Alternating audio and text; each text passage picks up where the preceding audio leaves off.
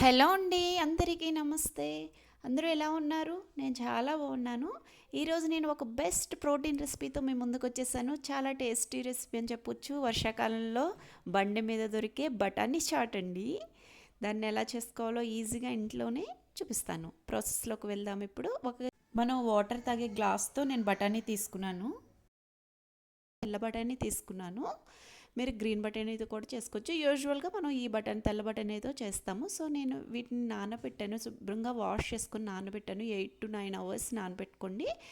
బాగా నానాయి కదా, వాష్ చేసేసుకొని వీటిని ఒక కుక్కర్లో వేసుకొని సాల్ట్ వేసుకొని కొంచెం 1 టేబుల్ స్పూన్ మీరు ఆయిల్ కూడా యాడ్ చేసుకొని పొంగేటప్పుడు బయటకు పోకుండా ఉంటుంది. తర్వాత 1.5 గ్లాసు నేను వాటర్ కూడా వేసుకున్నాను. ఆ బఠానీ ములిగే వరకు వేసుకోవాలి. నెక్స్ట్ లిడ్ని క్లోజ్ చేసుకొని నేను 3 to 4 విజిల్స్ వచ్చే వరకు దాన్ని ఉడికించుకున్నాను. చల్లారాక దాన్ని లిడ్ తీసి ఓపెన్ చేసి చూస్తే చూడండి, మెత్తగా ఉడికిపోయాయి.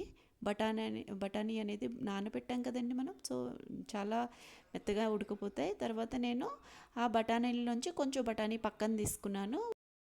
గ్లాస్ బఠానీలు ఉడికించాం కదా, అందులో పావు బఠానీ కానీ అర అర కప్పు బఠానీ కానీ మీ ఇష్టం అండి. నేను పావు కప్పు తీసుకుని గ్రైండ్ చేసుకున్నాను. ఇక్కడ మెత్తగా గ్రైండ్ చేసుకోవడం వల్ల మనకు బండి మీద దొరికే స్ట్రక్చర్ వస్తుంది, తినేటప్పుడు కూడా మనకి బాగుంటుంది. తర్వాత స్టవ్ పైన ఒక ప్యాన్ పెట్టుకొని ఒక 2 టేబుల్ స్పూన్ ఆయిల్ వేసుకొని ఆయిల్ హీట్ అయ్యాక ఒక పెద్ద ఆనియన్ని, కానీ చిన్నవైతే 2 ఆనియన్స్ తీసుకొని వాటి చిన్న ముక్కలుగా తరుక్కొని వాటిని ఆయిల్లో వేసి బాగా ఫ్రై చేయండి.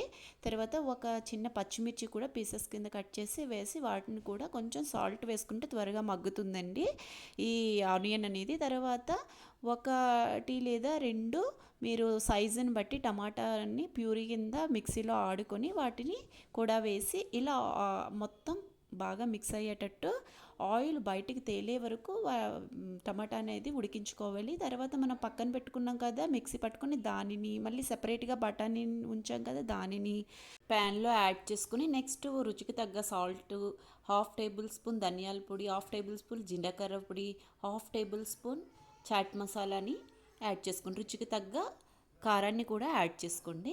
నేను ఇక్కడ 1 టేబుల్ స్పూన్ యాడ్ చేశాను కారం. చిన్నపిల్లలు తింటారని మీకు రుచికి తగ్గ మీరు యాడ్ చేసుకుని టేస్ట్ చూసుకొని కావాలంటే మళ్ళీ సాల్ట్ ఇది యాడ్ చేసుకోండి. నెక్స్ట్ ఇందాక సెపరేట్ చేసి పెట్టాను కదా ఉడికించగా మిగిలిన వాటర్, అది కూడా వేసేసి నేను మీడియం ఫ్లేమర్ సిమ్లో పెట్టుకొని ఉడికించుకుంటున్నాను. చూడండి దగ్గర పడుతుంది, చాలా బాగుంటుంది. మీకు బఠానీ క్వాంటిటీ ఎక్కువ కనబడాలనుకుంటే పేస్ట్ చేసేటప్పుడు కొంచెం తక్కువ బఠానీని మిక్సీ పట్టుకోండి. ఇది అయితే కరెక్ట్ కన్సిస్టెన్సీలోనే ఉంటుందండి. ఇలా దగ్గర పడే వరకు నెమ్మదిగా ఉడికించుకోవాలి.